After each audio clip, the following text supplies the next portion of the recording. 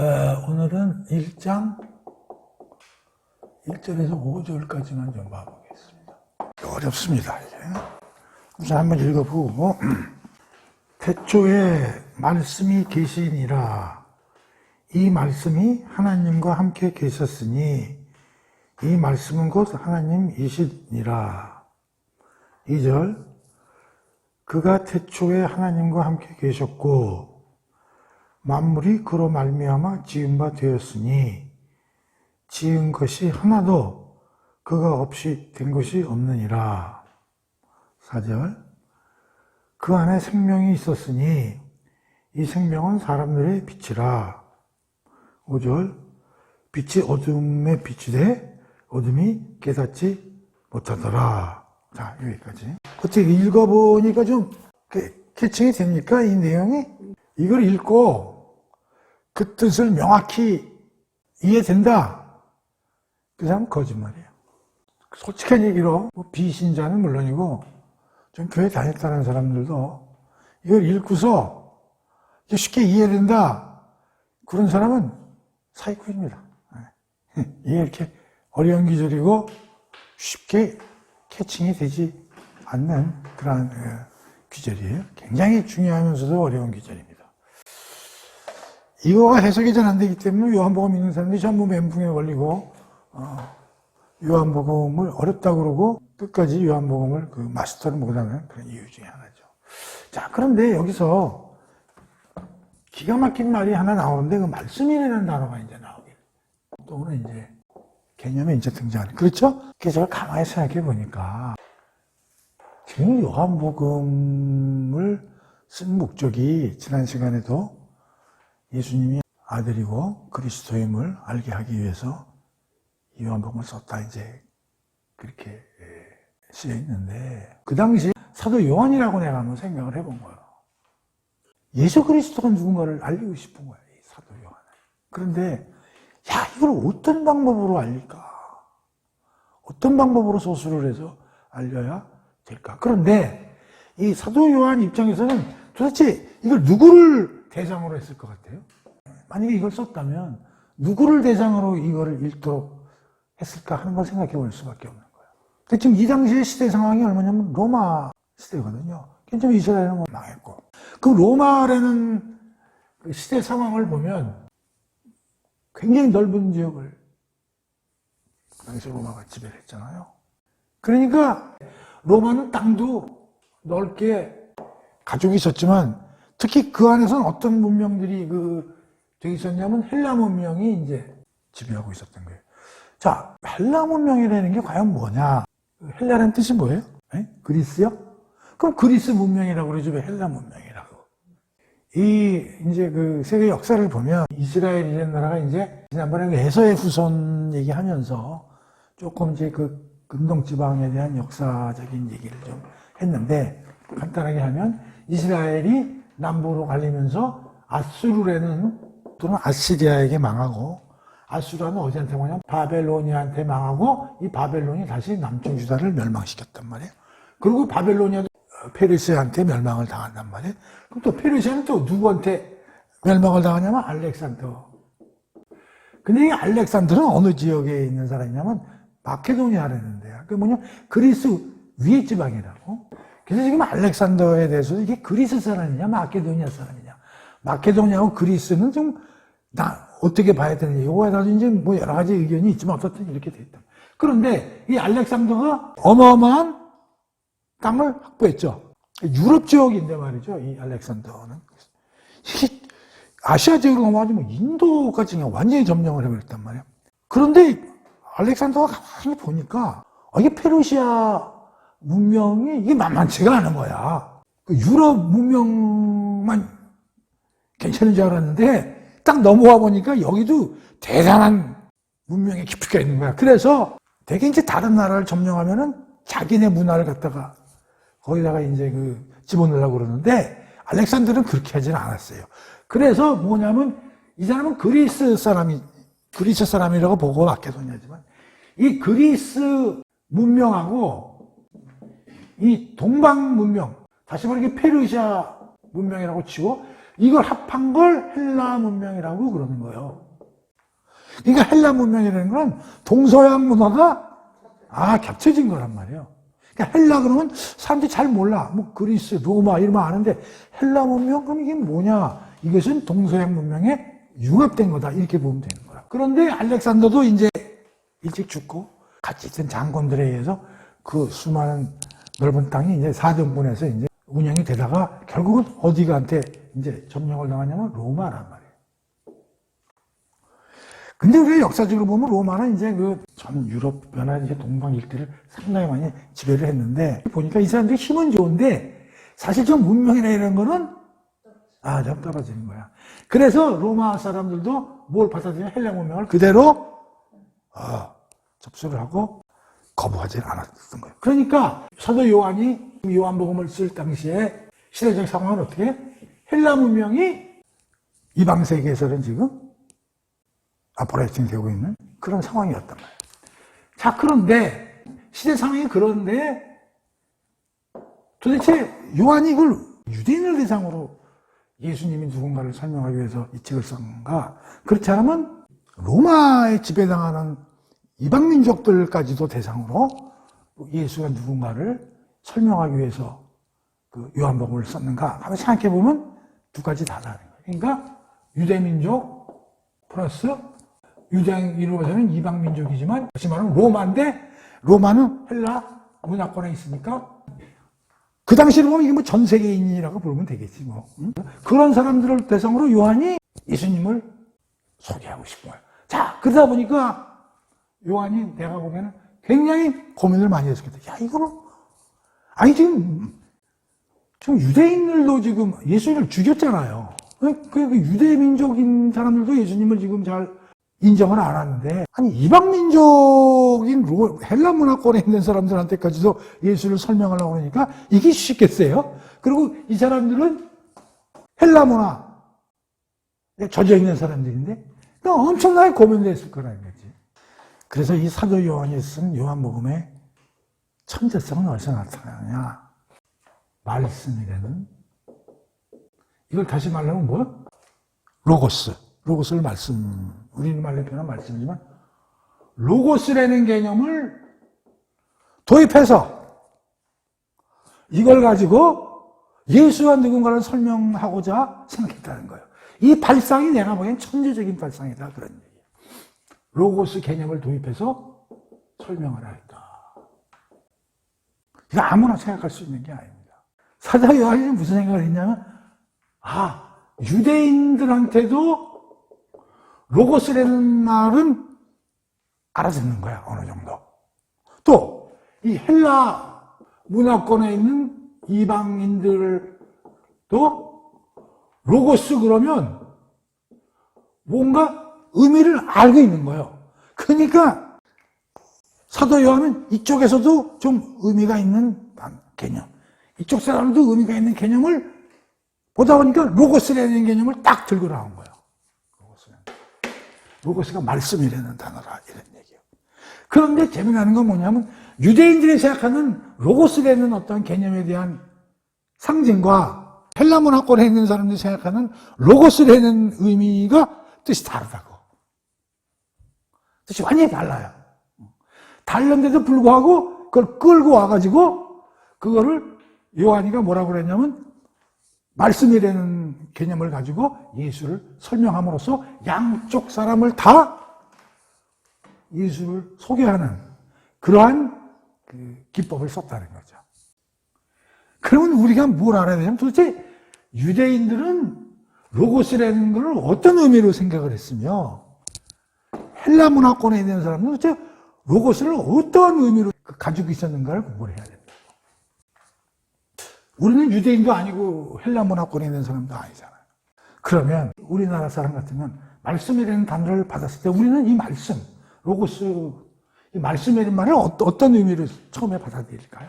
성경에서 딱 말씀이라는 단어를 접했을 때 우리는 헬라 문화권에 있는 사람도 아니고 유대 문화권에 있는 사람도 아니잖아. 그러니까 제3에 사는 우리가 말씀이라는 단어를 딱 들었을 때는 무슨 생각이 우선 딱 들어요? 우리들 입장에서는 말씀이다.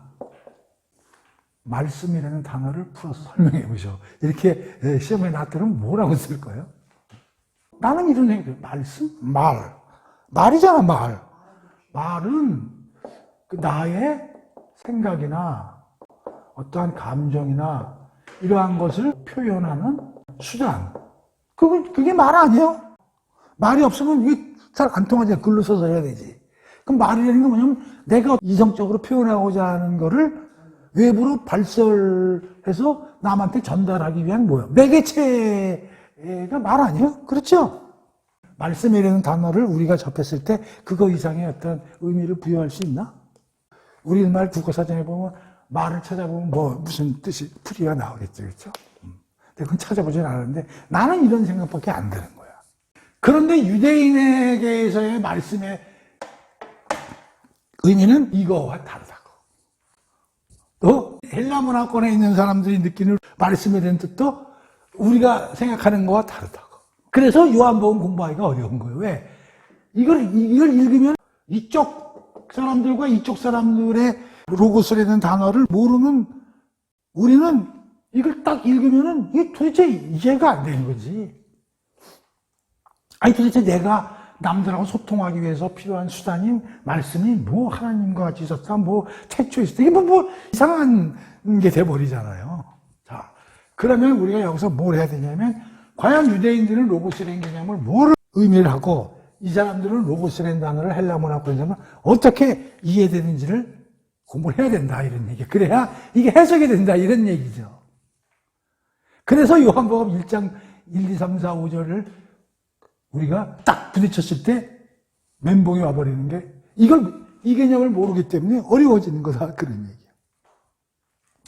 그런데 그것을 사도 요한은 양쪽 그룹을 쫙 다 끌어들여가지고 로고스라는 개념을 가지고 전체적으로 예수라는 그 누군가를 갖다가 설파하려고 그러면 그 아이디어 하나만 가지고도 나는 천재다 이런 얘기지.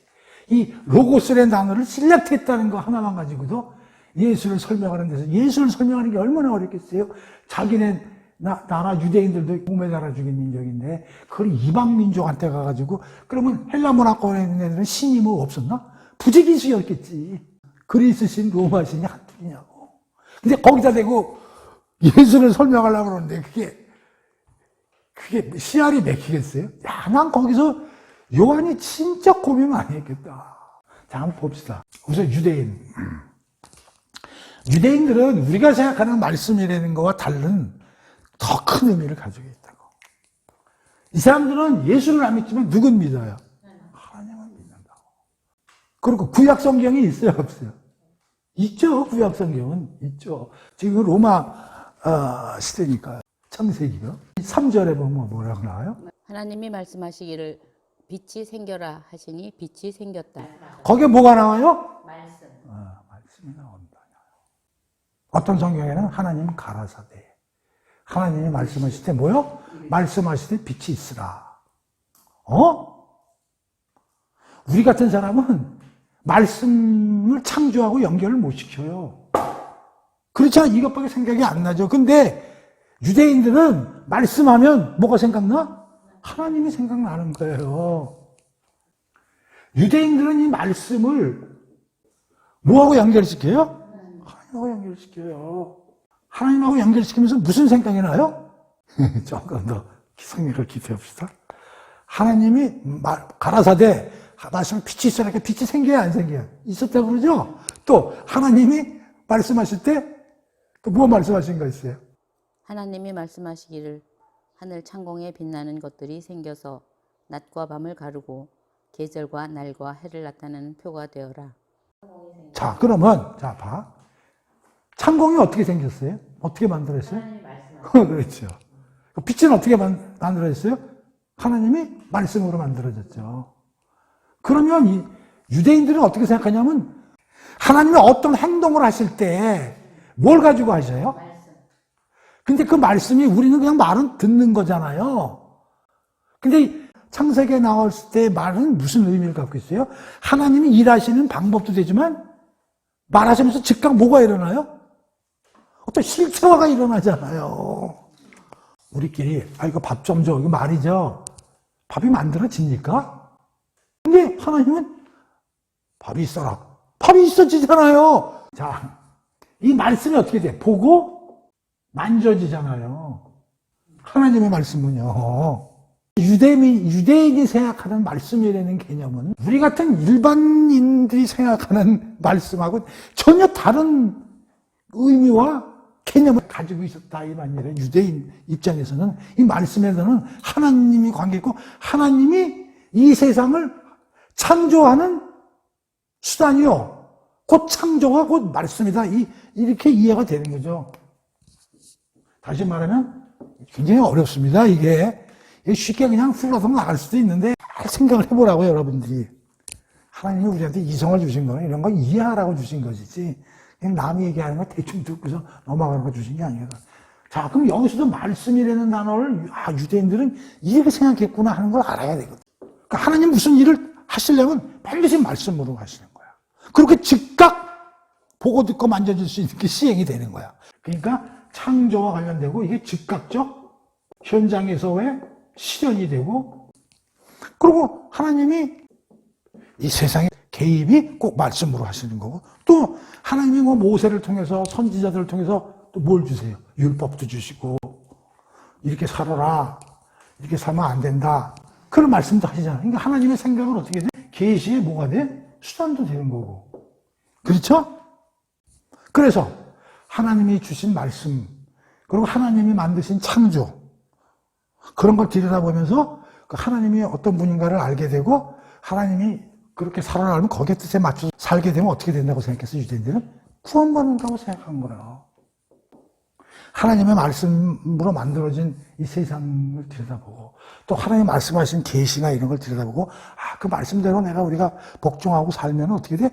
구원을 받겠구나 라고 유대인들은 생각하면서 쭉 살아왔다 이런 얘기지. 그러니까 이들에게 있어서야 말씀이라는 단어는 이런 의미를 가지고 있는 거다. 우리 신화에는 우리 당군이 뭐 세상을 창조했다는 말도 없고 당군이 뭐 우리한테 뭘 계시하면서 그대로 살아라 그럼 구원을 왜 그런 말도 없으니까 우리는 그냥 이런 건 전혀 관계없이 이렇게만 아는 거예요. 근데 이쪽 아이들은 많이 다르다 이런 얘기지. 어마어마한 뜻을 갖고 있는 게 유대인 입장에서 말씀이라는 단어는 로고스라는 단어는 어마어마한 개념으로 다가오는 거예요. 우리가 생각하는 거하고 완전히 다르다고. 그걸 요한은 아는 거죠.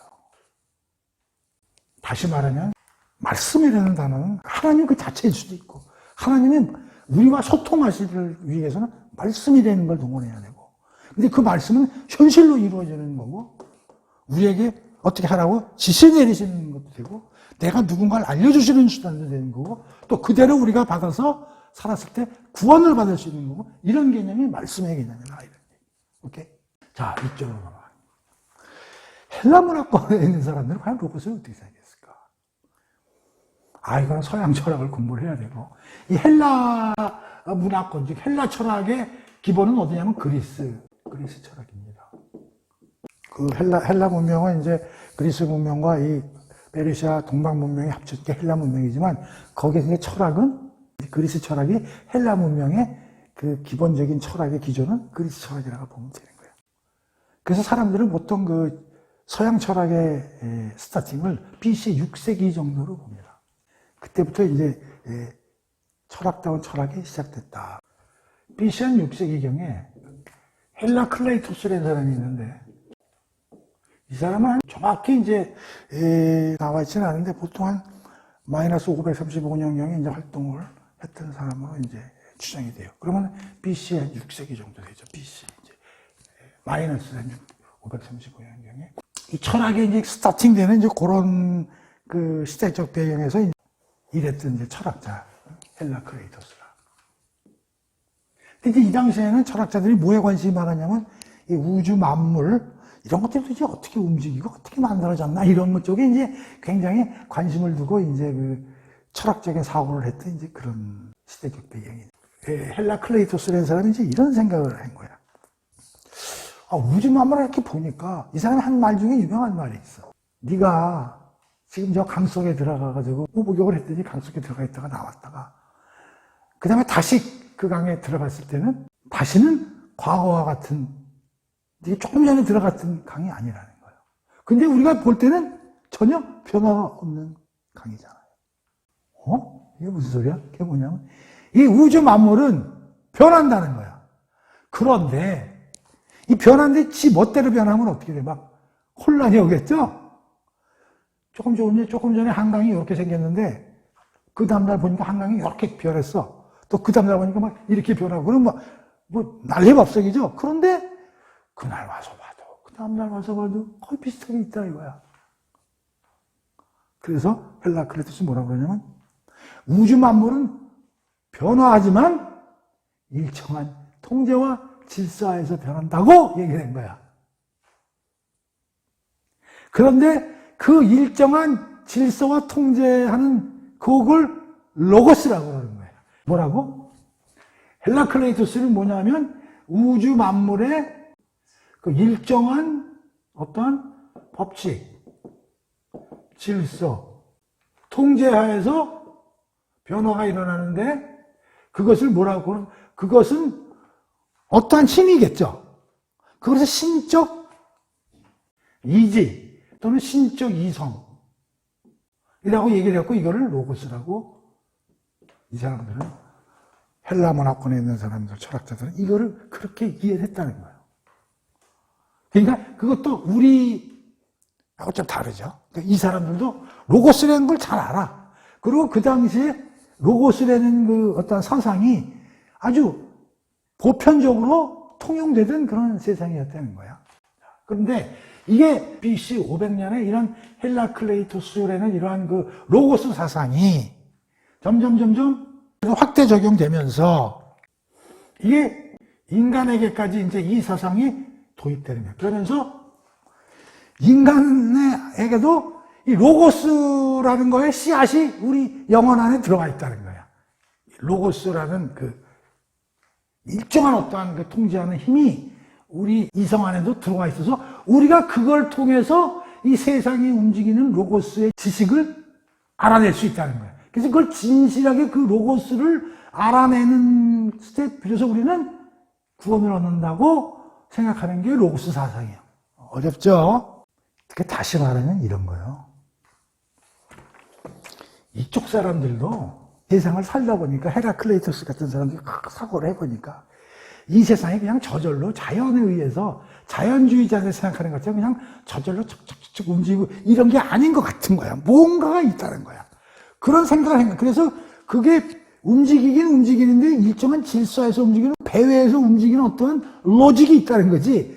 그건 힘이라고밖에 설명하지. 그게 로고스라고 얘기를 한 거고 그거를 이제 나중에 철학자들이 인간에게까지 확대 적용해서 인간의 영혼 속에 그런 어떤 힘, 로고스의 힘의 일부가 씨앗이 우리 인간의 이성에도 들어와 있어서 그 씨앗을 가지고 우리가 그 로고스를 이해하고 발견할 수 있고 그 로고스로 인해서 우리가 지식을 개발할 수 있고 그 지식을 통해서 우리가 구원받을 수 있다는 사상이 로고스 사상이라는 거예요. 다시 말하면 우리가 첫 시간에 얘기한 세계관, 가치관을 얘기하면서 초자연적인 게 있다, 없다로 나눠질 수 있고 초자연적인 게 있다 손치더라도 그것이 어떤 힘이나 어떤 파워나 에너지로 비인격적인 걸로 볼 수도 있고 인격적인 걸로 볼 수도 있는데 이 로고스 사상은 뭐예요? 비인격적으로 보는 거예요? 인격적으로 보는 거예요? 어떻게 보면 비인격적인 걸로 보는 거죠. 이 우주를 움직이는 여기서는 신적 이지와 이성을 로고스라고 그랬지만 사실상 신적 이성이 되면 어떤 신적 존재가 그런 힘을 가지고 운영하는지 한번 설명해 보시고 그랬을 때 헬라클레이토스가 그걸 설명할 수 있느냐? 설명 못하는 그냥 필이 그래 이런 거거든요. 그러니까 어떤 실질적으로 보면 뭐예요? 어떤 인격적인 신으로서 설명을 못하고 그냥 이것도 어떻게 보면 범신론적 그 비인격적 힘으로밖에 이해할 수 없는 거죠. 우리가 보기에. 자기들은 뭐 신적 이진이 뭐 이렇게 얘기를 하지만 무슨 말인지 알았까? 자, 그러니까 사도 요한이 이걸 안 거야. 아, 유대인들은 로고스를 이렇게 생각하고 있구나. 아, 우리 헬라 문화권에 있는 사람들은 지금 로고스라는 거에 대해서 지금 이러한 사고와 개념을 가지고 사는구나. 그러니까 야, 그걸 싹 두 개를 빼오자. 그 개념을 가지고 거기다가 그걸 잘 입혀서 누굴 설명해 보자는 거야? 예수. 다시 말하면, 그런데 헤라클레이토스야. 근데 네가 생각하는 그 신적 이지, 로고스 있잖아. 그 예수인데. 무슨 말인지 알아? 또 이쪽 사람들한테는 그 말씀 있잖아. 유대인들하고 말씀. 이 하나님이 창조도 말씀으로 하시고 예수 구원의 수단인 그 말씀이 그 예수라니까. 요런 기법을 쓰는 거라고. 그러니까 요한이 얼마나 이 로고스라는 단어를 갖다가 복음서에다 집어넣은 그 천재적인 발상이다. 이런 이야기지. 그래서 이제 로고스라는 단어에 대해서 조금 이제 이해가 되시죠? 아, 이게 말이라는 단어가 이쪽에서는 이렇게 쓰이고 이쪽에서는 이렇게 쓰였구나. 되게 좀 이해가 잘 안 되시나? 자, 보십시오. 이거에 대해서 우리가 좀 이해가 돼야 돼요. 이거 이해 안 되고 넘어가 봐야 말짱 또 의심을 갖게 되면 2장 공부하면 뭐하고 3장 공부하면 뭐하냐고. 유대인들은요, 이렇게 하나님 계시단 말이에요. 그리고 여기 근데 이게 좀 소통이 돼요, 안 돼요? 소통 하시잖아요, 유대인들이. 누굴 데리고 소통을 해? 선지자들 계속 대본해서 모세니, 뭐 다윗이니, 뭐 에레미야니, 수많은 사람들을 보내가지고 하나님이 당신의 뜻을 설명하고 율법도 주고 뭐 이런 일을 하시잖아. 근데 제일 중요한 게 무슨 창조를 하시잖아. 무슨 이 우주를 만드는 거 아니야. 뭐를 통해서? 로고스를 통해서. 두 번째, 모든 계시, 뭐 이렇게 살아라 저렇게 살아라 이건 하지 마라. 계속 이거를 뭐를 통해서? 로고스를 통해서 하잖아. 하늘과 땅, 하나님과 사람 사이의 소통을 계속 로고스를 통해서 하잖아. 그리고 그 로고스를 잘 생각해가지고 그대로 복종 사는 게 구원의 방법이란 말이야. 그래서 나중에는 유대 사상에서 뭐라고 그러냐면, 뭐라고 그래? 말씀과 지혜의 신앙이다.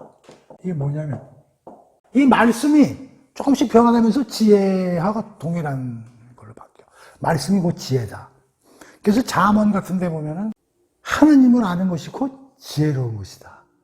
그러니까 하나님 말씀을 알고 그대로 사는 게 구원받는 거니까 그 말씀을 뒤집어서 지혜로 번역해봐. 그러면 그 말씀이 하나님이 말씀하시는 건 지혜에서 나오는 거니까 지혜는 뭐냐? 하나님을 아는 게 지혜고 지혜롭게 사는 것이고 하나님의 말씀대로 사는 거다. 그래서 유대 신학에서는 쭉 말씀을 아들로 지혜를 딸로 표현을 하면서 이 말씀과 지혜의 신학이 계속 인간들의 그 사고 속에 쫙 스며들어 있는 게 말씀과 지혜의 신학. 다시 말하면 하나님의 말씀이고 지혜고 지혜가 곧 말씀이고 그것이 곧 하나님이고 그대로 따라서 사는 것이 곧 구원의 길이고 이렇게 생각하는 거야. 유대인들은 하나님은 말씀으로 모든 걸 운영하시고 우리와 계속 관계를 맺으시니까 유대인 입장에서 로고스라는 단어는 어마어마한 거라고.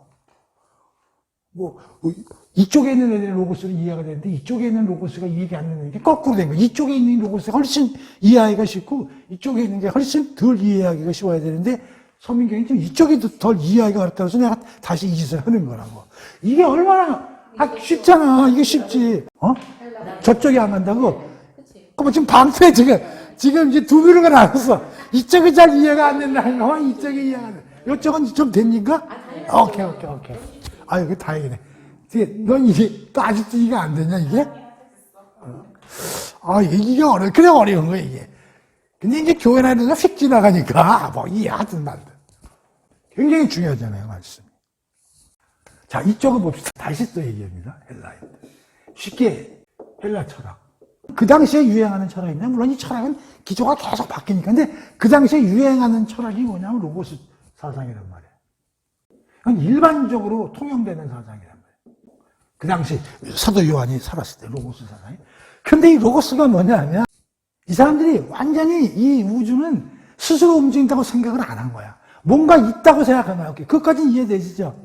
근데 뭔가 있다는 걸 주로 뭘 가지고 생각했냐면 우주 만물을 가만히 보니까 뭔가 변화는 되는 것 같은데 남들이 질서가 있는 것 같아. 그것까지는 이해하시죠? 그렇게 움직이는 어떤 뒤에 있는 어떤 무슨 힘이 있다고 생각하는데 그걸 로고스라고 생각합니다. 그 힘이 그 질서 있게 움직이는 어떤 자연주의자들은 그냥 지지가 저절로 움직이지만 이건 누군가 뒤에서 조종을 한다고 생각한 거라고. 근데 그 조종하는 사람을 잘 몰라. 설명을 못해. 그러나 그것을 로고스라고 생각하는 거라고. 그러니까 이 사람들도 초자연적인 뭐 요소가 있다고는 인정을 하는 거야. 그런데 이 로고스를 구체적으로 설명하라고 하면 못한다는 데 문제가 있는 거지. 헤라클레이토스야, 로고스, 그래, 어떠한 힘이 있지. 그냥 그거를 어떠한 신적 이성, 이렇게 의지, 신적 의지나 신적 뭐 이성, 이렇게 그냥 설명을 하는 거야. 그럼 이 신을 구체적으로 설명할 수 있어? 설명 못해. 그러니까 전반적으로 보면 이건 무슨 논조냐면 어떠한 힘으로밖에 이해가 안 돼. 자기네들은 어떤 인격적인 신으로 생각해 보려고 그러지만 내가 볼 때 이것은 어떠한 힘이나 범신론과 똑같은 거야. 그러니까 힌두교의 범신론은 뭐라고 그랬냐면 이 우주에는 어마어마한 힘이 있는데 그게 브라만인데 그게 자기를 분해해서 모든 사물에 자기가 들어가 있다고 그랬죠. 그래서 모든 사물에는 신적인 요소가 다 들어가 있다고 그랬죠. 그게 범신론이거든. 이것도 그런 사실의 그런 종류인 거죠. 그런데 이거를 나중에는 우주 만물에만 있는 게 아니라 인간의 영혼 속에도 그 로고스가 신적 이상의 씨앗이 들어와 있어서 그걸 통해서 이 우주 만물의 변화를 캐칭할 수 있고 지식을 얻을 수 있다는 거지. 그래서 그 지식을 깨달아서 그 지식을 완벽하게 알 때 구원을 얻는다는 세상이 로고스 사상이라고. 좀 이해 안 돼요? 그러면서 또 하나 여기에 덧붙여서 이 당시에는 로고스 사상과 더불어 플라톤의 이원론 사상이 굉장히 또 포퓰러하게 있었대요. 뭐라고? 플라톤의 이원론. 그러니까 플라톤이 여기 이원론이라고 했어요. 두 개로 나뉜다, 세상이. 윗세상하고 아랫세상하고. 이렇게 나뉜다는 거예요. 그런데 위의 세상은 뭐냐면 여기는 정신이 지배하는 세상이고 윗세상은 아랫세상은 정신의 반대면 뭐겠어요? 물질이요. 그 다음에 위에는 이데아. 모든 거의 본질은 이데아인데 그 위에 위치했고 요 밑에 있는 건 그림자라는 거야. 이데아라는 건 지난번에도 설명을 했나 모르겠는데 예를 들면 이렇게 생각합니다. 고양이. 사람들이 고양이 그러면 뭐가 딱 생각나죠? 저 고양이 간다 그러면 머릿속에 뭐가 생각날 거 아니야? 그게 이데아라는 거야. 그런데 이 세상에 고양이가 몇 마리 있어? A 고양이, B 고양이, C 고양이, 빨간 고양이, 노란 고양이, 수많은 고양이가 있잖아. 그런데 고양이 지나갈 때 내 머릿속에 딱 떠오르는 거는 100마리 고양이야. 딱 한 마리 어떠한 이미지가 지나가. 그게 이데아라는 거야. 그럼 이 밑에 있는 것들은 다 그게 변형된 그림자라는 거야. 뭔 말인지 알아요? 야, 저 책상 있다. 그러면 어디? 책상. 네가 찾는 책상. 그럼 책상 하면 딱 내가 이 머리에 어떤 게 딱 하나. 그런데 이 세상에 책상이 한두 개냐고. 뭐, 4개다, 이만한 책상, 저만. 그게 다 생각나는 게 아니라, 딱 내가 생각나잖아. 그게 이데아라는 거야. 밑에 것들은 다 그거에 그림자라. 이제 이데아가 뭔지 좀 이해가 돼요? 그러니까 플라톤의 이원론은 위아래가 딱 구분이 되어 있다는 거예요. 그래서 여기가 위에는, 영혼은 위에고, 바디는 아래에 위치한다는 거예요. 그리고 선은 위에 위치하고 악은 아래에 위치한다는 거예요. 시간적으로 여기는 영원이고 여기는 일시적이라는 거예요. 그리고 빛이 여기는 빛이고 여기는 어둠이라는 거고요. 그리고 여기에는 영원하고 생명은 위에 존재하고 있고 아래는 죽음. 이런 사상이 플라톤의 이원론. 그러니까 이 세상은 이렇게 두 개의 공간적으로 이렇게 이등분되어 있다는 거예요. 그리고 위에는 이런 게 있고 아래는 있는데 위에가 진짜라는 거예요. 위에가. 아래는 전부 그림자고 그런 거라는 거예요. 그래서 인간이 살면서 이 세상이 왜 이렇게 힘들고 그러냐면 여기 보면 이제 위에가 영혼이 있고 아래가 몸이잖아요. 그러니까 우리가 이 세상에 살 때는 영혼이 진짜인데 영혼이 몸하고 같이 있으면서 몸에 이렇게 속박을 받는 거야, 영혼이. 그래서 영혼이 자유롭지를 못하는 거야. 몸에 계속 짓눌려가지고. 그래서 언제 그러면은 죽어서 몸을 영혼이 떠났을 때 영혼이 위라는 공간으로 올라갔을 때 자유로워진다. 이제 이런 사상들이 플라톤의 이원론 사상이라는 거예요. 그래서 요한복음 속에는 유대교적 개념과 이 헬라적 헤라클레이토스의 로고스 사상이나 플라톤적인 사상을 같이 받아들이면서 표현하는 내용들이 가득 깔렸다는 게 요한복음의 특징이라는 거예요. 그래서 요한복음에서는 무슨 얘기가 많이 나면 위아래라는 단어들이 많이 나오는 거야.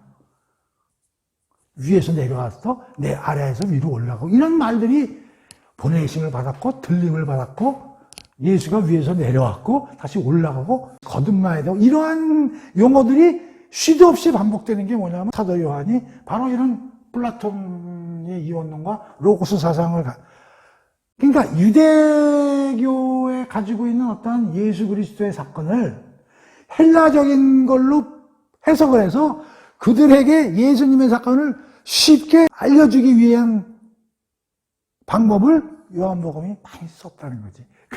그래서 요한복음의 독특한 특성을 가지고 있다는 거예요. 이게 그냥 어렵습니다. 그래서 어쩔 수 없어요. 이거를 뭐 나보다 더 잘 설명할 수 있는 사람이 하면 더 좋겠고 나도 이제 뭐 이상 더 못하겠어. 최선을 다해서 해보려고 노력을 했는데 뭐 안 되면 많은 거지. 그러니까 이제 로고스에 대해서 그렇구나. 나는 로고스 말씀을 이렇게 이해하지만 이 사람들은 그렇게 이해하겠구나.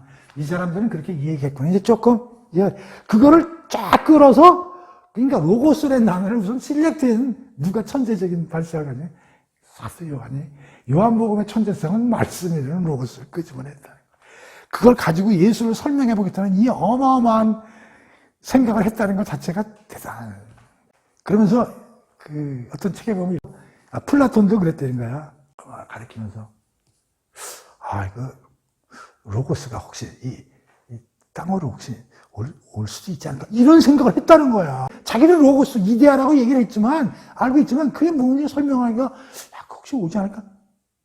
근데 그때 바로 사도 요한이 있으면 그래 너 말 잘했다. 예수야 예수 그게 예수라니까 이런 얘기죠. 유대인한테는 무슨 말씀 중요하지. 근데 그 말씀이 살아 움직이는 예수라니까. 근데 그분이 이제 공부하겠지만 창세전부터 하나님 한번 같이 계셨어. 그 말씀이 그걸 말씀하지 말고 예수라고 생각해봐. 그럼 이렇게 생각할 수 있지. 태초에 하나님이 가라사대 빛이 있으라. 그걸 뒤집어봐 그러면. 하나님이 가라사대 빛을 있으라. 성자가 가서 만들었다. 이렇게 생각할 수도 있는 거라고. 하나님은 말로 빛을 있으라. 근데 그걸 직접 만든 사람이 누구야? 예수님이 가서 만들었다. 이런 얘기야. 그래서 이 로고스의 개념을 도입한 천재적인 발상. 자, 그러면 이제 한번 들어가 봅시다.